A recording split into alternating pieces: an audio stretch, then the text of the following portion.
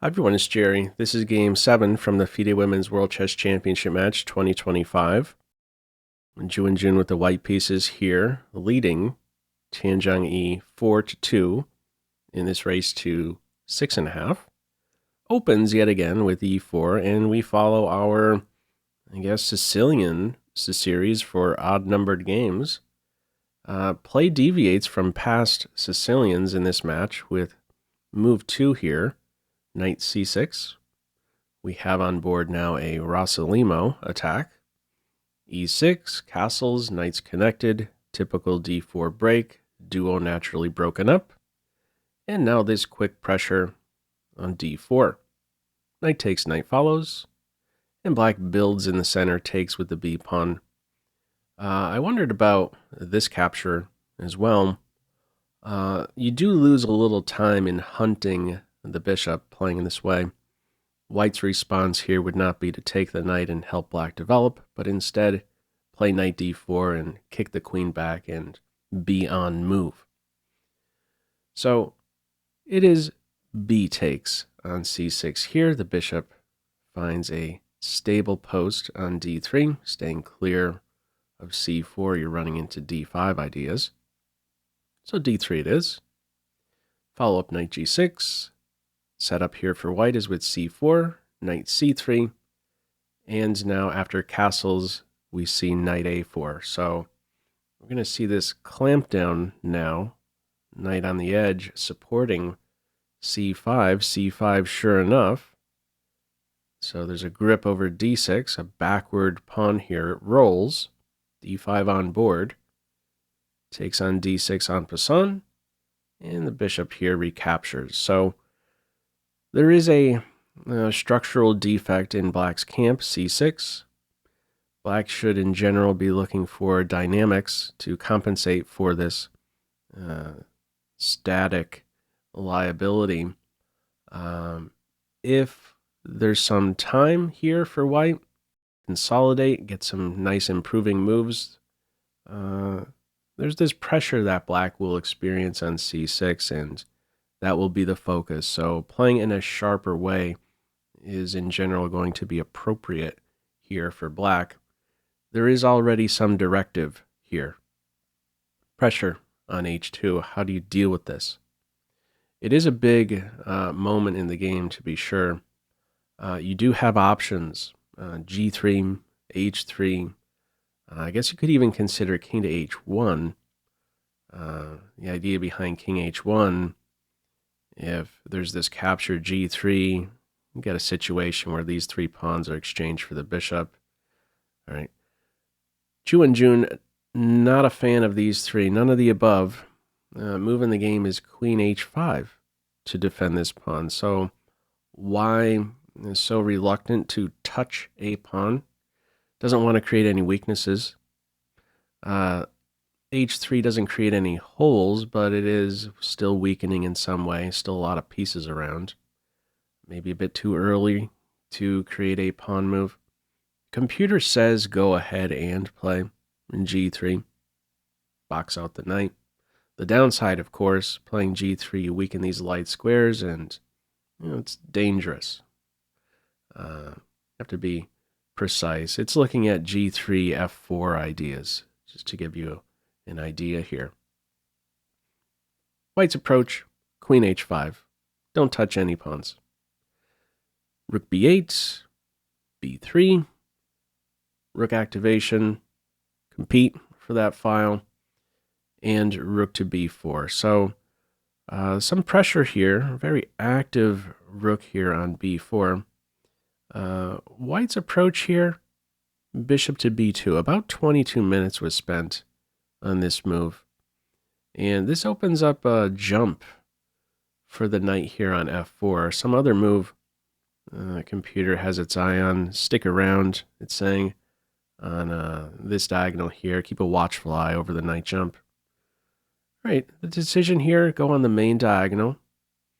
And at this point, black spent about 14 minutes, ends up playing knight to f4, and now another decent amount of time, about 8 minutes spent on white's reply. I mean, you had to know that this is going to hit. So I'm wondering if something was maybe missed in white's calculations here after knight to f4. Again, 8 minutes spent here, ends up deciding on queen f3. So I'm not so sure this was the original intention before playing bishop to b2 to meet knight f4 with queen f3. It could have been that white had in mind queen g5 before playing bishop to b2. Queen g5 would not be a good decision here, and I want to highlight why or how white could get into some trouble playing queen g5 here. Again, in the game, it's queen f3. If queen g5 is played here, it may seem appealing.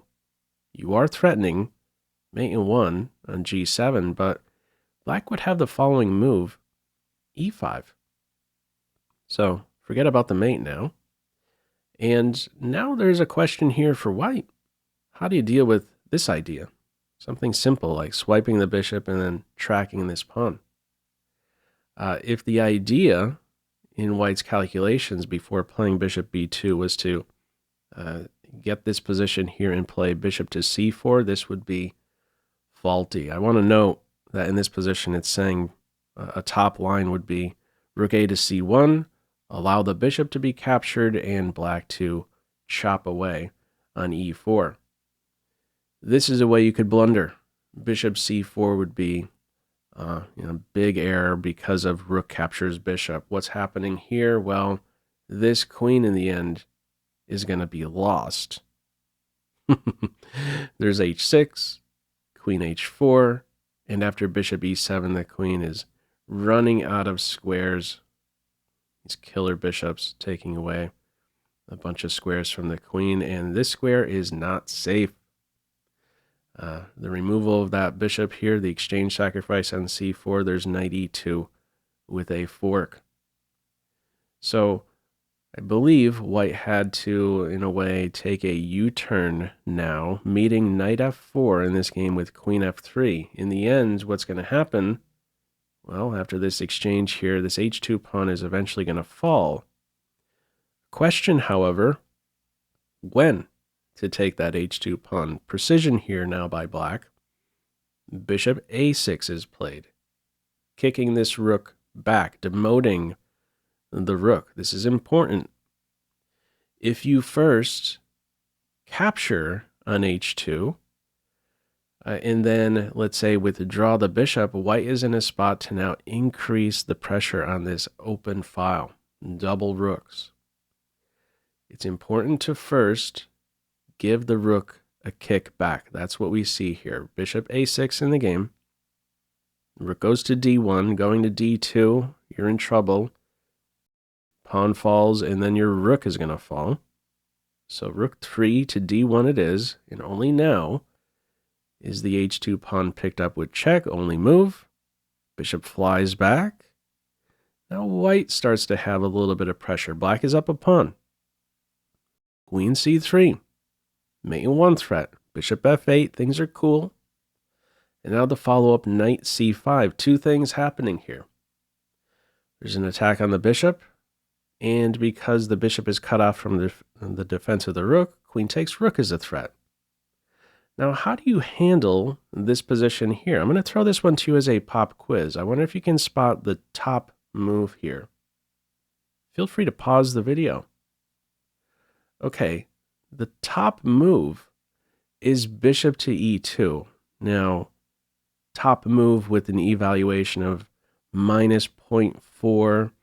The move in the game is rook to b6, probably the most human, the more human move to play. Calls it even with rook to b6. There are a couple really beautiful continuations that stem from bishop to e2. I want to highlight them. If bishop to e2 was played, let's have a look at a couple lines here. This here being the first one. If white first captures the rook, right, addresses the threat there on d1, white captures the rook, and then this rook, black would be winning. with the following move: queen h4 check, only move, and now bishop to d6. Beautiful piece coordination here. Mate threat on h2. Also, the bishop stops any queen check on b8. Anything more? Yes, there is a pin in the position. The e-pawn is pinned to the queen. There's no time to cut off the coordination on h2 with this e5 move. You lose the queen. In fact, in this position, it says best is to give up the queen. How are you defending the mate? If you try g3, you're asking for a sacrifice on g3, and you're going to get checkmated. That is a really beautiful continuation. And there is also one other. After bishop to e2, if white instead, let's say, abandons the d file and plays rook e1, check out this star follow-up. Rook to d5. Stunning move. No h-pawn. Black is trying to force their way with such a line to this h-file. Rook is poison. You take the rook. We're going to have a check. Move the king. Checkmate. And if you're taking the rook after this check, the queen will have to block. This is a winning position for black. What a cool move this would be. All right, bishop e2 in the end was not played. More human move to be sure. These two under fire. Let's move one and defend the other. Bit of a flashy follow-up here. Queen e5. This offer of a queen exchange is declined. The offer of what seems like a piece is declined. Queen e7 is played here. What's happening if black chops away on e5, exchanges a rook, and then takes the knight? Well, in the end, white gets that piece back in a few moves. With the check, you got to go on a pin, and then the pin is taken advantage of, bishop d6. If any side is better in the end, it's going to be white, getting the piece back, even collecting the f-pawn. There may even soon be some problems black experiences on g7. So, no chop here on e5. After queen e5, it is queen e7. And now from here, rook a to c1. Computer says better is to put this king on a safer square. King g1, get out of any h-file checks. All right, rook a, c1 on board. And black's response here is rook b5. Now, there was an interesting path available to black going into a different imbalance. Computer points out first initiate the exchange on d1, and only then play rook to b5. What do you do now as white to get out of this pin on the fifth rank?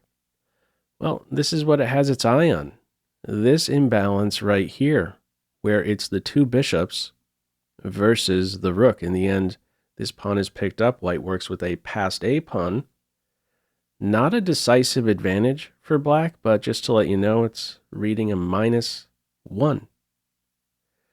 All right, how it plays out in this one. After rook a to c1, we have rook b5 straight away. Now, this sort of lets white off the hook. White's able to initiate the exchange on d8, and what's happening after the recapture? Some pressure is released from c5. This gives white a way out of the pin here. Queen d4 follow-up. And from here, black plays queen h4 check. I think is right to keep the queens on, still shoot for something here towards the white king. Much more exposed white king in this position. Even better, in the computer's eyes, it says play queen g5 and be okay. This is another slick continuation. It says be okay in such a line with giving up this bishop. If you take the bishop, that would actually be a poisoned bishop. Black would have this nice arrangement here with queen h6 check. And now this battery forms on the h-file, threatening mate. And you're also threatening to just get that piece back here on c1, a nice geometric continuation there. All right, how it's played here, the queen is planted there on h4 with check, only move, and now bishop to c8. So this remains a bit of a struggling piece, difficult to work around this pesky knight. Let's see how play develops from here. We have e5, alpha 0 pawn. Is its presence really going to be felt in this more simplified position? It's not very likely, but it still could have an influence. There's tension now between the queens. We get the queen exchange at this point, and we're, of course, at this stage tending towards a draw. Black up a pawn here, but things are under control. This is a super strong piece here on c5, so let's get a few more moves in here, improving the kings here for white now that the queens are not on board. From here, black plays g5.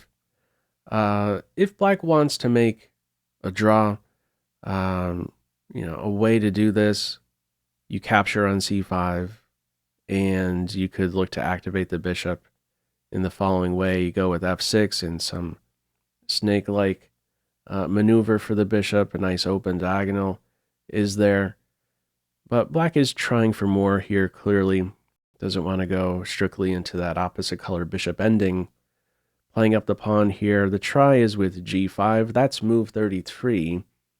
Quick updates on the clock here. They're still trying to meet that move 40 time control, gain 30 minutes bonus time. At this point here, white has about 8 minutes, black 6 minutes. Follow up, knight e4, pawn takes on f4, king takes f4, and from here we see bishop to b7. So before bishop b7, it's calling it even. Black is up a pawn, but this extra pawn, call it f7, isn't really felt with this giant grip over f6. It's going nowhere. Computer has its eye on different moves here rather than bishop b7. Says a4 is a move, break down the structure, give the rook a little bit more scope, maybe a target. King g7 is another move, or even c5, pitching a pawn and only then playing bishop to b7, having an open diagonal. Bishop b7 is played here, and now it's reading close to +1. Even though white is down a pawn, this is a sore spot in black's camp, this light square bishop. Follow up now, bishop c5. Bishop takes bishop, knight takes bishop. This is a totally different scenario. No opposite color bishop situation. This is a superior minor piece situation, knight versus bishop. What do you do now? In the game, king g7 is played, and this is a decisive error.